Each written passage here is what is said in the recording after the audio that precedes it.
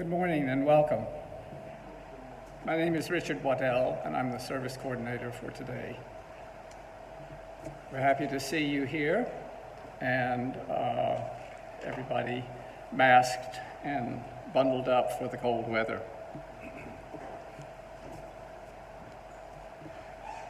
We would remind you to please turn off any cell phones or other instruments that make noise during the service.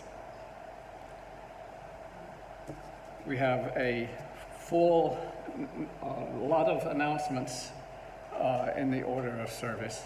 So please look at all the activities that are happening at the North Chapel this week. And are there any other announcements that are not in the order of service? Okay. One important announcement that I've been asked to make is about our stewardship drive for this year. I'm sure that all of you or most of you have heard about the stewardship drive, and it has been underway for a couple of weeks. This is really, really important for the North Chapel because it's our main way of making money and having money available to keep the church running, to keep the heat on, the lights on, to pay for our wonderful minister and our music director. So it's really important. You'll notice on the ends of each of the pews there are cards that you can use to put your pledge drive amount in there. So we'd appreciate that very much. Our goal for 2022 is $145,000. And it's a little slow this year so far. We've had 40 pledges and we've raised $67,600 so far, so we've got a long way to go. So I urge anyone who has not completed your pledge to do so soon, so we appreciate your help in this.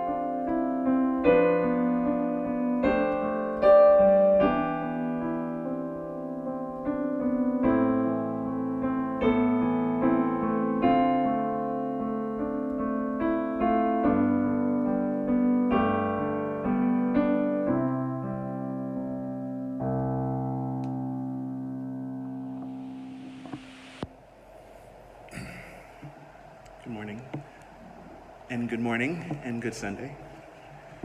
I hope that this new day finds you well. There's snow outside.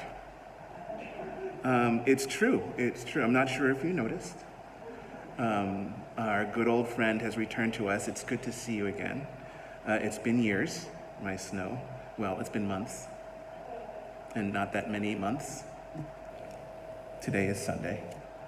November the 28th, and the title of this morning's reflection is A Nickel's Worth of Free Advice. Stay foolish. Welcome one and all, no exceptions. Let no single heart from out the whole be gone from us, not gone, from the widening circles of our affection, but held whole and honored by a love that knows no bounds. To all souls I say good morning. It is good to be together. 4 faithful fools freely let themselves fall into beautiful life. That's the picture that you see on the cover of your orders of service. And immediately after this plunge, they were joined by another 3. It was Sunday, September the 12th, just a few months ago, and we were trying to establish something of a tradition. I don't know what will become of it over time, but it's a lot of fun right now to jump into Silver Lake with all your clothes on. People, less foolish people, were calmly eating lunch lakeside that day. They had organized themselves into several small groups, and when it was clear that our intentions were to all go swimming in all of our clothes, we attracted a bit of attention. Everyone who noticed us wanted to know what was going on. They were confused, they were fascinated, they were delighted, and they were somehow newly free. Wordlessly, they wondered, why was this particular group of people, this group of sane and sober and otherwise rational-looking people, why were they preparing to take the plunge in normal clothes? Wordlessly, they wondered until one woman just had to ask, "What are you guys up to? What are you doing? And for God's sakes, why?"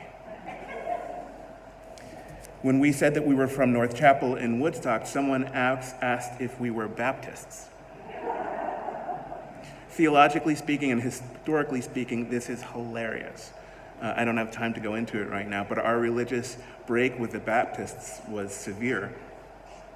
When early Unitarians moved away from the language of original sin and moved toward the possibility of original blessing, the ritual of baptism fell into some contention. So at that moment, it was really funny to me, and I laughed out loud, and no one else did. So I felt a little foolish, but not really. In the context of what we were getting ready to do, I felt just fine. After this exchange, the best moment for me was watching Polly Forcier, one of North Chapel's faithful fools, calmly explain that we were from the UU Church in Woodstock, and that the year before, on the weekend of September the 11th, the minister of the church, me, had carried the Sunday morning flowers from the sanctuary to Silver Lake after the church service, that he had honored the flag in remembrance of a terrible anniversary, and that he had walked out into the lake and just fell right in. She said last year he did it by himself, and this year he invited members of the congregation to do it with him. It was so matter-of-fact, and it sounded so reasonable. Polly has this way about her. She has a special skill. She is able to say things that are absolutely ridiculous. Things that no sane adult, no rational person should even contemplate. She can say them as if they were utterly normal, practical, and mundane. The world changed around us all in that moment, and the strangeness of what we were all about to do just seemed to melt away. Polly is magical like that. Life is magical like that. We all are. It is a co-creative process, but you have to jump right in. The seemingly impossible world that we long for and dream about and hope to achieve somehow is not really all that far away. We just need to be wise enough, foolish enough, and deeply enough committed to bring that world into being. This morning's reflection was prepared as much by that Sunday at Silver Lake as by the 2005 commencement address that was delivered by Steve Jobs at Stanford University. Leland Stanford, incidentally, the man for whom the university is named, was a Unitarian. I don't know why I'm proud of that, but I am. To the graduating class of wide-eyed, wild-eyed students and their families, Steve Jobs offered up his best. He steered students away from the old ways of doing things. He encouraged them to be brave enough to think for themselves. He encouraged them to have faith in the power of their own minds. He wanted them to believe in themselves and to act on their beliefs. Because life is so brief, and because it is so important to really live your life. Life is precious. Jobs said, don't waste it living someone else's life. Don't be trapped by dogma, which is living with the results of other people's thinking. Don't let the noise of others' opinions drown out your own inner voice. And most important, have the courage to follow your heart and your intuition. They somehow already know what you truly want to become. Everything else is secondary. Stay hungry. Stay foolish. End quote. That was his nickel's worth of free advice, although I'm sure that Stanford compensated him handsomely. These words stuck with me, and I found myself, my heart, my soul, my spirit, in deep agreement with them. I found the energy of those words already residing within the core of me, for Steve Jobs was not the first to say such a beautiful thing. In a book called Nature, his essay of 1836, Ralph Waldo Emerson reflected on the quality of his own religious experience. Emerson, of course, like Leland Stanford, was Unitarian. Emerson longed for something new, something original, and something unique.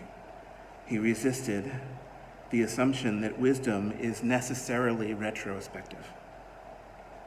He vied against the habit of building endlessly, exhaustively, and exclusively on traditions of the past, especially when it came to faith. He said, the foregoing generations beheld God and nature face to face, but we, through their eyes. Why should not we also have an original relation to the universe? Emerson wanted to experience joy and the tragedy of life directly without a mediator. He wanted to see the beauty of the world through his own eyes. Do you know the Sweet Honey in the Rock song? I am sitting here wanting memories to teach me to see the beauty of the world through my own eyes. Emerson said, should we not have a poetry and a philosophy of insight and not solely of tradition?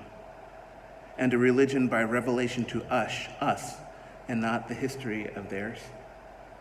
Embosomed for a season in nature whose floods of life stream around us and through us and invite us by the powers that they supply to action proportioned to nature, why should we grope among the dry bones of the past? The sun shines today also. Though he was foolish, they thought he was mad. But they knew that he was brilliant, so they didn't risk embarrassment. They didn't criticize Emerson. What's the old adage that Mark Twain said? It's better to keep your mouth closed and let people think that you are a fool than to open it and to remove all doubt. It's worth noting that Twain himself was rarely ever silent, and we are the better for it. His contributions to our culture and to the culture of the world have been extraordinary. This should tell us a thing or two about the value of foolishness. According to my computer dictionary, the word fool has a single definition with three permutations. A fool is a person who acts unwisely or imprudently, a silly person. Used in a sentence, the dictionary offers an example. What a fool I was to do this. Historically speaking, a fool is a jester or a clown, especially one retained by a noble household. Informally speaking, a fool is a person devoted to a particular activity. He is a running fool. And archaically, a fool is a person who is duped. Unfortunately, I can see myself reflected in all of these definitions. Or perhaps I should better say, fortunately, I see myself reflected in all of these definitions. It is my hope, my prayer, and my suspicion that it would be good for us if we could all say this of ourselves. Because Connie Francis wasn't wrong. When she sang the words that were written for her by Greenfield and Keller in a song called Everybody is Somebody's Fool, she sang, "I told myself it's best that I forget you. Though I'm a fool, at least I know the score. Darling, I'd be twice as blue without you. It hurts, but I'd keep running back for more. Because everybody is somebody's fool, and there's no exception to the rule." Connie Francis recorded this #1 song back in April of 1960. Needless to say, April is an excellent month for foolishness. The members of the band, called The Main Ingredient, weren't wrong when they sang the words that were written for them by Williams and Bailey and Clark. In a song called Everybody Plays the Fool, they reminded us that everybody plays the fool sometimes, and there's no exception to the rule. It may be factual, it may be cruel, but everybody plays the fool. Everybody, no exceptions. So you think that we might be easier on ourselves because everybody goes through the same process, but we're not. We're hard on ourselves. Too hard, often. This habit is written into us both by our individual challenges, as real and as great as they are, as by the universality of the experience of life itself. Why is it so important to make life's experience extraordinary? Why is it so important to do that? Now, I'm not suggesting that we all jump in a lake, although I have to say I've imagined it, and I can see the visual image of it in my mind, and the picture is enough to make the world better in the wink of an eye. What I'm saying is that we need to have the tenacity and the bravery and the humility. We need to be wise and foolish enough to cherish the beauty that is our lives. We need to stay open to see the beauty wherever and however it shows up in life. And we need to stay hungry for it, come what may. Fortunately, I identify with various incarnations of foolishness, some of the good incarnations and some of the bad incarnations, much to my mother's chagrin. As for the various definitions that we've considered, I can identify with all of them as well. Although I have to say that the computer definition seems incomplete. It does not explore the trickster dimension of foolishness, the clowning jests that are designed to make us wise. A wise man once said, if you want to know the definition of a word, don't look it up. Just see how it behaves. If you want to drive yourself crazy, take this nickel's worth of free advice. Literally, I promise you, I'm not kidding. In fact, the meaning of the word literally provides us with an excellent example. Jane Fonda, in her role as Leona Helmsley on a TV show called The Newsroom, helps us to further understand our predicament. She was trying to prevent the hostile takeover of her media company and to her adversaries, who were also members of her family. She said this: Webster's dictionary just expanded the definition of the word literally to include the way it is commonly misused. So the thing is, we no longer have a word in the English language that means literally, and literally doesn't have a synonym. So when I say that I'm literally going to set fire to this building before I hand the keys over to you, you don't know if I'm speaking literally or figuratively. And it's important to pay attention to how words behave. With that in mind, I set out on a little quest. I've done this before a number of times. It's usually pretty fun. I asked, of course, how the word fool appears in popular music. And I asked, of course, how the word fool appears in figures in faith.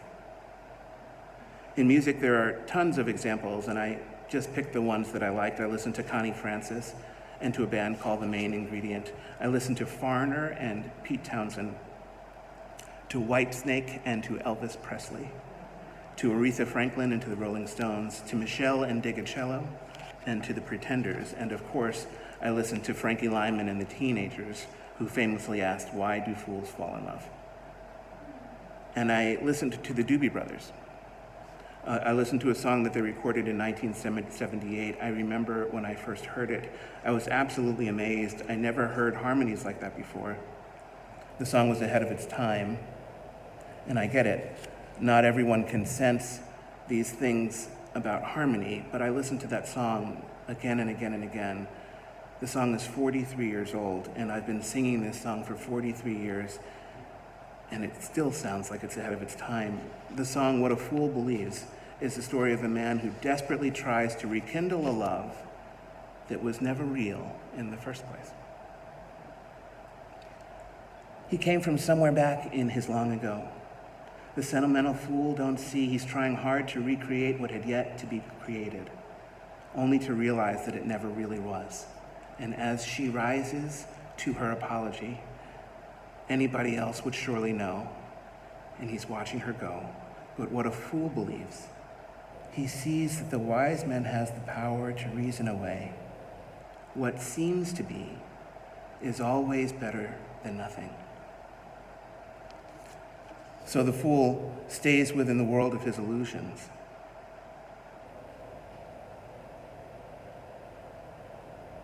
And of course, I listened to the Beatles when they sang Day After Day, alone on a hill. A man with a foolish grin is keeping perfectly still, and nobody wants to know him. They can see that he's just a fool, and nobody gives an answer, but the fool on the hill sees the sun going down, and the eyes in his head sees the world spinning round. The fool on the hill is judged by others, but he is wise enough not to listen.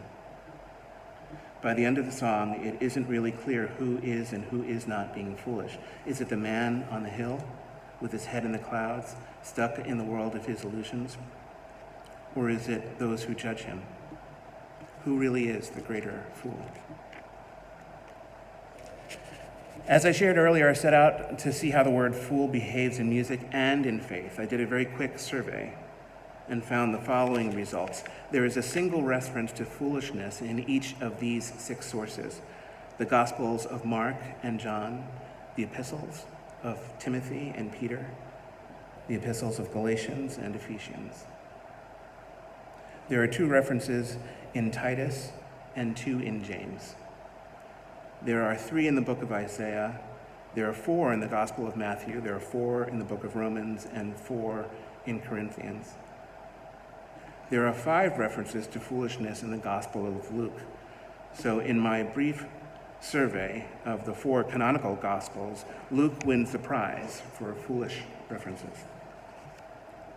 Tying things up, there are 7 references to fools or foolishness in the Psalms. There are 7 in Ecclesiastes.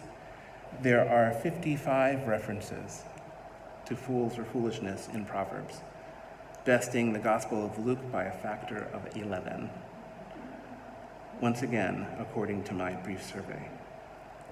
Proverbs 29:20. Do you see a man who is hasty with his words? There is more hope for a fool than for him.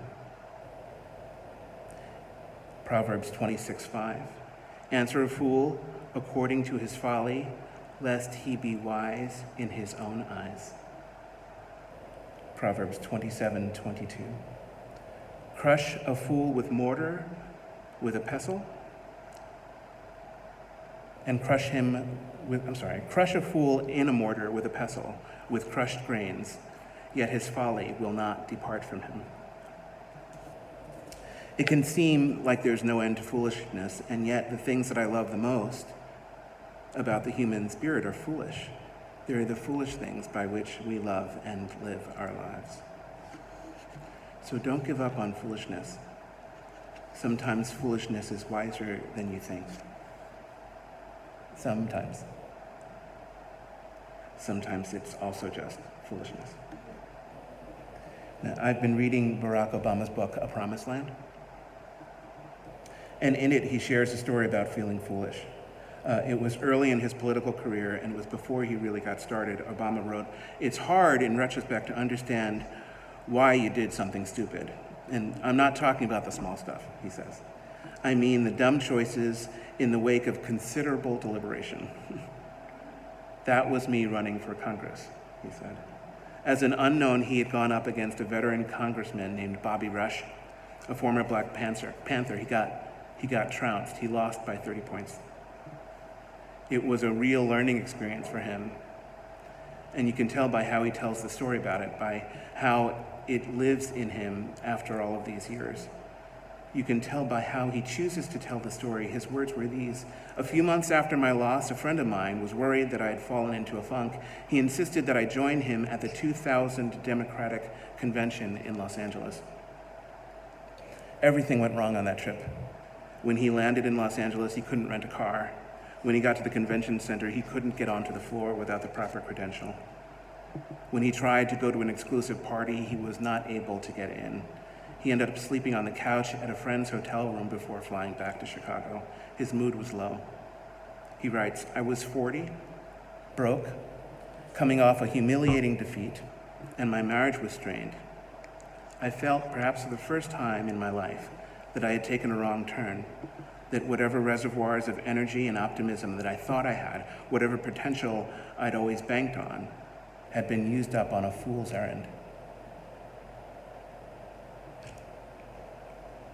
And look at how things turned out for that poor fool.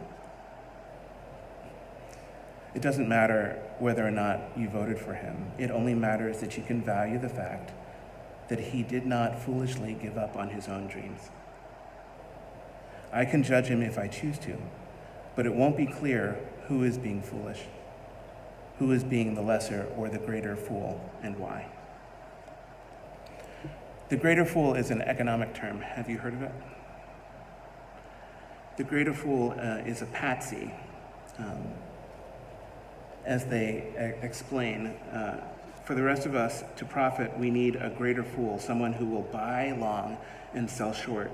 Most people spend their lives trying not to be the greater fool. We toss him the hot potato. We dive for his seat when the music stops. The greater fool is someone with the perfect blend of self-delusion and ego to think that he can succeed where others have failed. This whole country was made by greater fools. Day after day, year after turning year, alone on our hills, may we stand and see what is available for us to see. From that high perch, from that station above where the horizon is slightly more visible, what beauty will we see with our own eyes?